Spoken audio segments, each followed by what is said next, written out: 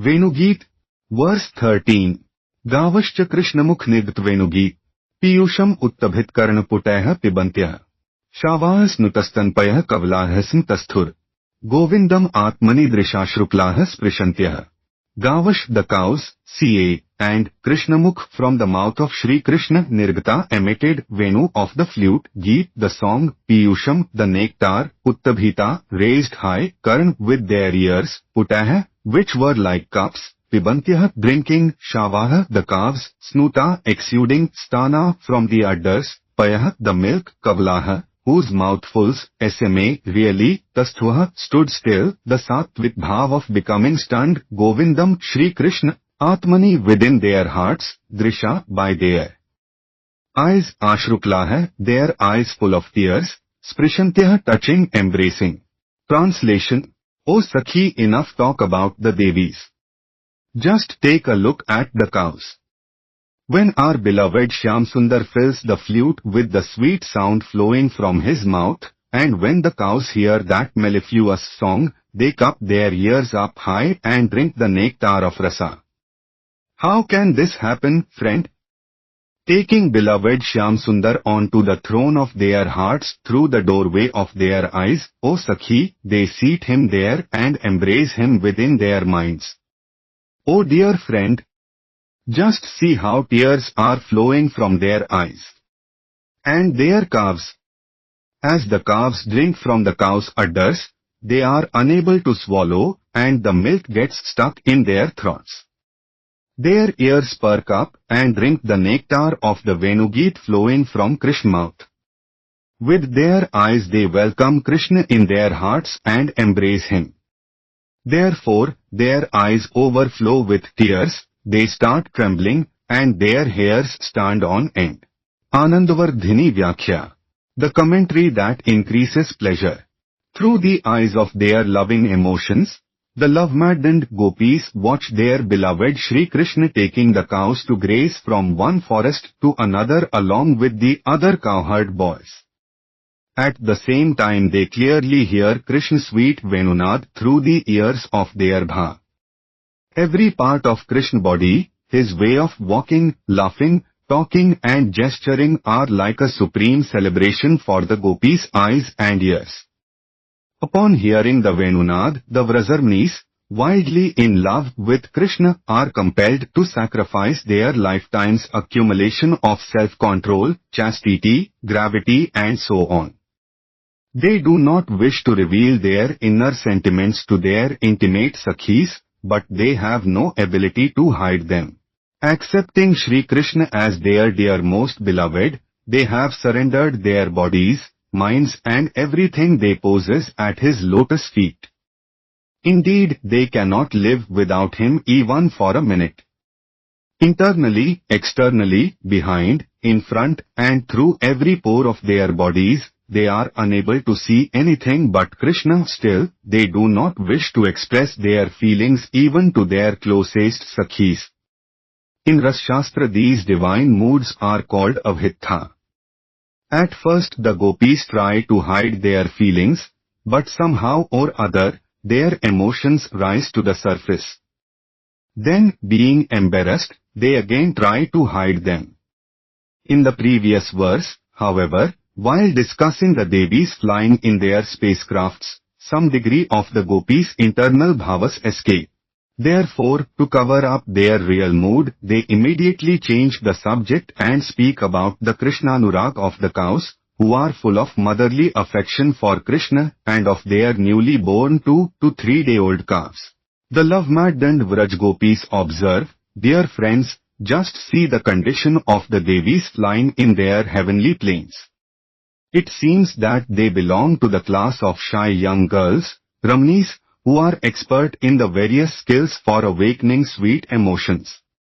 That is why, on seeing Ramani Mohan Shyamsundar, the enchanter of sweet chaste girls, and on hearing his Venunad which stimulates amorous love, Shringaras, they become enchanted and are afflicted by calm, pure-hearted desire for Krishna.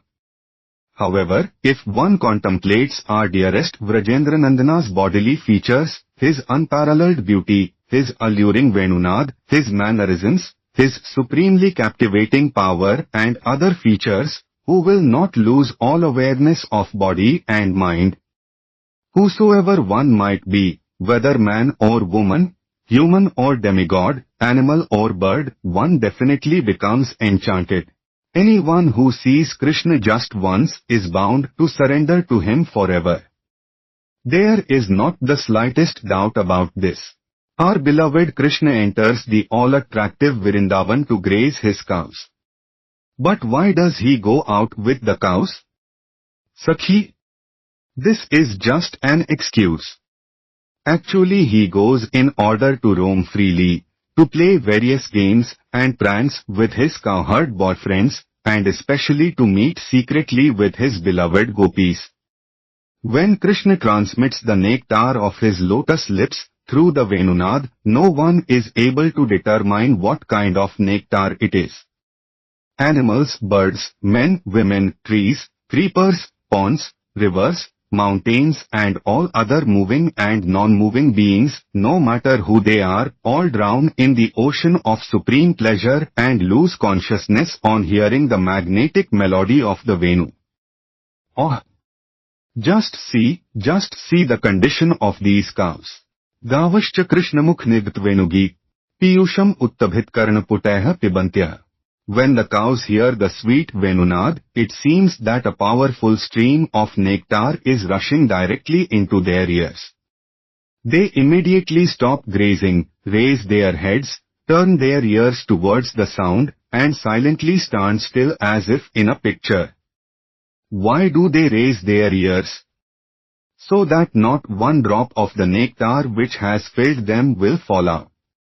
They are not actually ears, but are in fact cups, which they fill with the nectar of the Venunad, enabling them to greedily gulp it down with great gusto. Although cows may be unintelligent, foolish animals, and there is no chance that Shringaras, amorous love, will be stimulated in their hearts as happens with the wives of the demigods, still they are certainly able to taste the sweetness of the Venu. The melody of this flute is incapable of hiding its sweetness from the birds and animals also. O Sakhi!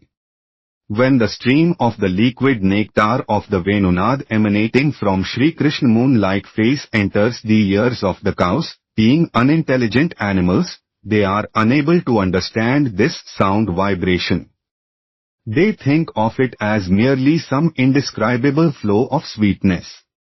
Just as one drinks ambrosia from a cup, the cows also fill their raised cup-like ears with the mellifluous flow of the Venunad and, tasting it with supreme pleasure, lose all consciousness of their bodies and minds.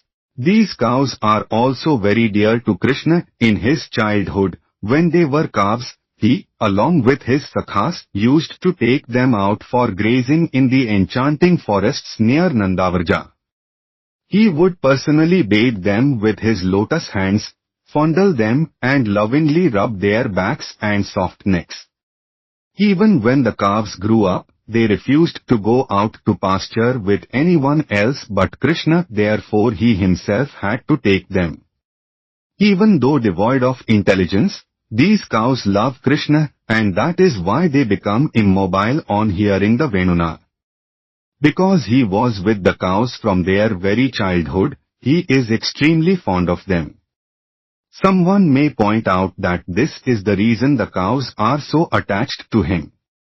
But this is not correct, Sakhi. If you look one time at the calves who are merely 2 or 3 days old, who know only their mother's breast and nothing else, you will see that they also fall unconscious upon hearing Krishna enchanting Venuna. Harer vaktra venudhvanimishthaya varshati sudha. Pibate eta gavya yad anurasna karnyuglam. Ahasit prasthabdha nijvishramanya tu rasna. Kim etat ki netad bhavati kim ivetat kim itiva. Gopal Champu Purv 17. 80. The lotus face of Sri Hari is actually showering nectar under the roots of the Venuna. The cows and calves turn their ears into tongues, which become completely stunned upon drinking that nectar. In this condition it is impossible to point out which is the tongue and which the ear. When the stream of the Venu melodious nectar enters the ears of the cows, an indescribable feeling floods their hearts, melting them completely and causing a stream of milk to flow with great force from their udders. Ordinarily a cow's milk begins to flow upon seeing her calf, but in the case of Krishna-beloved cows that graze in Vrindavan, the milk does not come in this same way. Only when the cows see Krishna, touch his body or hear his Venunad, unlimited milk flows from their udders, completely filling their calves' mouths. But upon hearing the pleasing melody of the Venu, the calves lose consciousness and cannot even swallow the milk flowing from their mother's breasts, although it is already in their mouths. The calves become absorbed in bliss and, rendered helpless, are unable to drink the continuous flow of milk that dribbles down their chins onto the ground. In his Anand Vrindavan Champu, 11.151, Rasika Vaishnav Kavi Karnapur gives a very pleasing and heart-touching description of this. Ardhavlidhya Vasankur Shobhidantah. Sotkantham Unishit Netram Udirna Karnam. Chitrarpita iv patantam ivamritogha. Venudhvani Shruti Pute Gamayanti Gavah. Feeling intense longing, the cows close their eyes, raise their ears, and standing completely still as if in a painting, drink the nectar of the Venunad through their ears. They forget to swallow the half-eaten green grass, which just remains in their mouths. In the next verse he describes the cows. Chushanti chuchukam aho na samtyajanti. Vatsa nayanti na payah kavalangaladhai. Vashiklahrit hrida sakhi. Nauchikina. Snehasnutas dharyav pita. O Sakhi. Enough about the state of the cows. Just look at the condition of the cows. They were drinking milk from their mother's breasts when they heard the sound of the Venu. Immediately they forgot to suck the milk, and could not even take their mouths away from their mother's breasts. What more can I say? They were also unable to swallow the milk that was already in their mouths. Today that nectarian milk, filled with the cow's love, is being drunk by the earth instead. In this way the cows and calves, due to excessive joy, forget themselves and get lost in gazing at the one who adorns his moon-like face with the Venu. As soon as they see Vrajendranandana, his sweet and incomparably beautiful form manifests in their hearts, and their eyes fill with tears of joy. Thus they cannot even see him although he is standing right in front of them. They can only hear and relish the Venu wonderful, rasa-filled sound through their ears. They remain absolutely still, being intoxicated from tasting the nectar of their internal vision of that most attractive form. It seems that these cows, who are the embodiment of the nectar of Vatsalya Prem, motherly love, make their lives successful by taking Vrajendranandana in the laps of their hearts, being unable to do so outwardly. As a result they drown in ecstatic bliss. Due to the influence of their natural supreme love, the Vrajarmanis, overflowing with deep feelings of love, are always intensely eager to meet with Krishna in that state. Whosoever they see having any kind of relationship with him, whether moving or non-moving, they immediately consider most fortunate.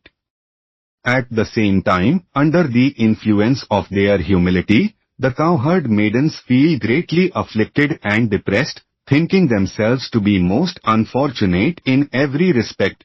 On seeing the cows becoming absorbed in their emotions after hearing the Venunad, the gopis ponder deep in their hearts awe.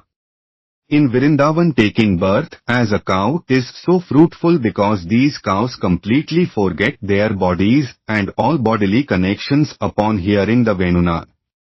They even forget their own beloved calves and their food as well. The tender green grass that they were eating remains untouched in their mouths. The milk flowing from their breasts into the mouths of their calves falls to the ground. The newborn calves also are completely unaware of their bodies and minds.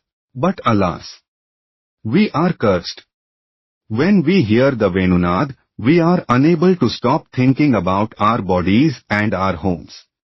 It is indeed lamentable that we cannot escape from the shackles of home life to go to Krishna, being locked up in the chains of our self-control, regard for public opinion, obligation to family, chastity, honor, fear and other such impediments. We are unable to drown in the sea of sweetness created by the flute song, and instead always remain attached to our bodies and minds.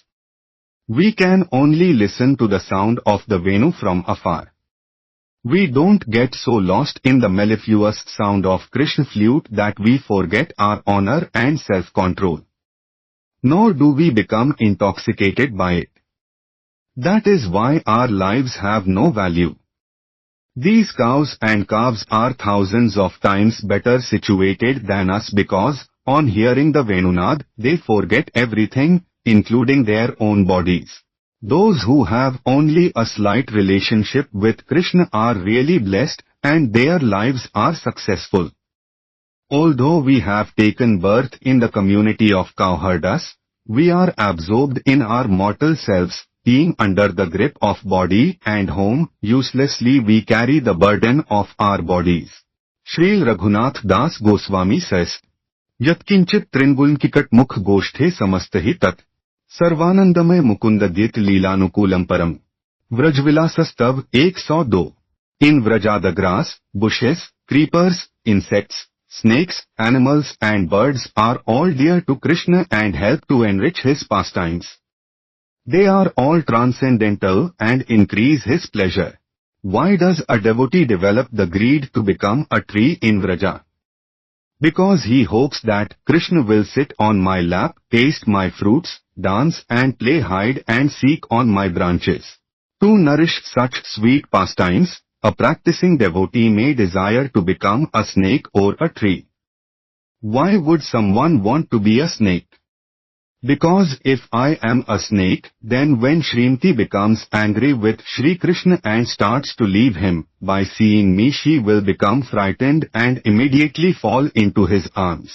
The significance of this 13th verse is that, according to the Gopis' love-filled vision, if anything, living or non-living, has any relationship with Krishna, then that entity is extremely fortunate.